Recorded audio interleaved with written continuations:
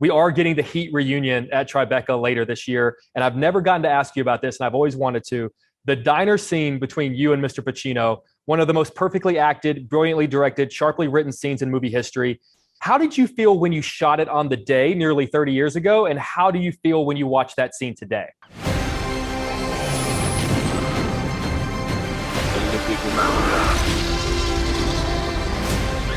Where we're going, we don't need roads.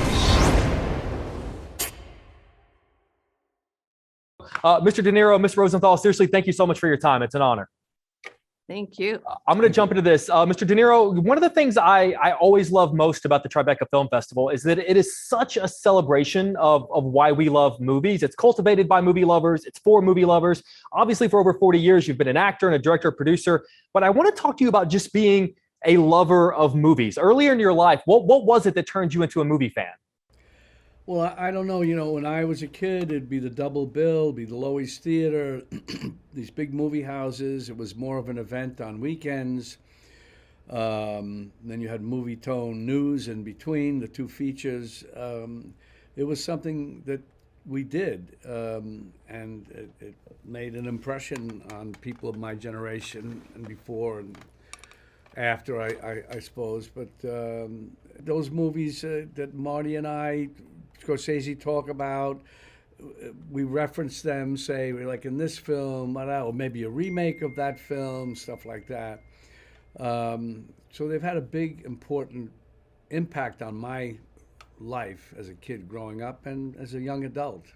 For sure. Ms. Rosenthal, by nature of the longevity of your incredible career in this business, you have seen some pretty seismic shifts in the movie industry. That you've seen the introduction of home video, DVDs taken over, the domination of streaming services. So I'm sort of curious, where does a film festival from the comfort of your couch rank in terms of like, wow, I never thought this could be a thing moments you've had in your career?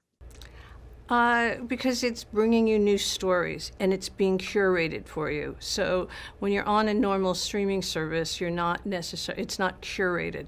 This is being curated by people who, there's a reason that they've programmed it, and the stories might fit together. There might be something that's thematic that fits together. There'll be interviews afterwards. So it really gives you that taste of being live at a film festival, except from the comfort of your home. I love that. Mr. De Niro, one of the things Tribeca is most known for are these incredible cast reunions that the festival pulls together. Just from your career, I think we've gotten Godfather Part 2, Goodfellas, Raging Bull. We're getting Heat later this year. I'm sort of curious, what is that experience like for you as an actor, looking back on those films with your co-stars up on a stage? And is there another classic movie cast of yours that you really want to try to get back together?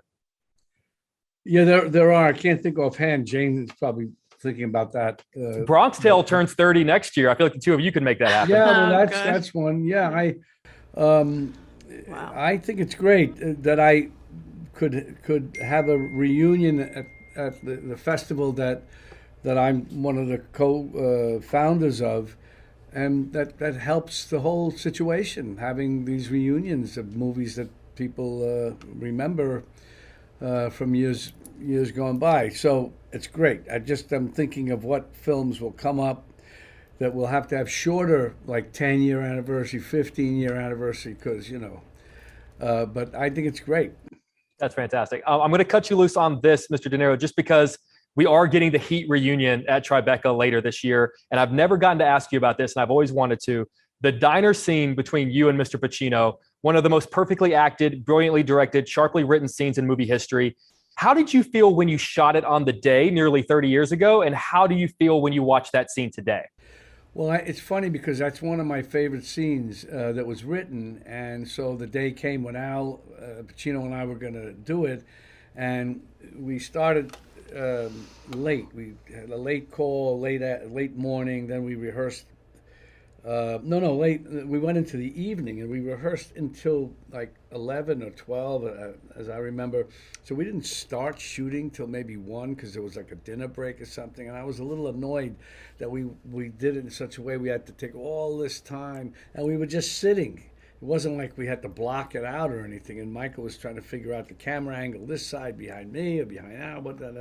So I remember I was walking out after the rehearsal. I said, I wish we had done it earlier so we could have more time. Now we got to wait. I thought there was a dinner break coming up now, but it was fine, of course. And Have you watched it recently? When was the last time you watched it? no, I haven't seen it in a while, but it's always been my favorite scene, and I looked forward to doing it so much. And so I guess what I'm saying is I wanted the ideal time not to be so late, but whatever the time is, you do it and you're okay, and that's what it is. It's fine. But it's a terrifically written scene. I hope we did it the honor that it deserves.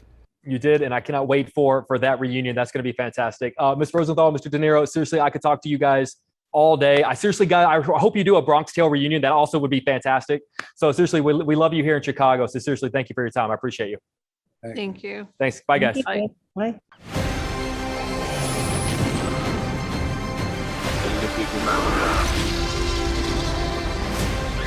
Where we're going, we don't need roads.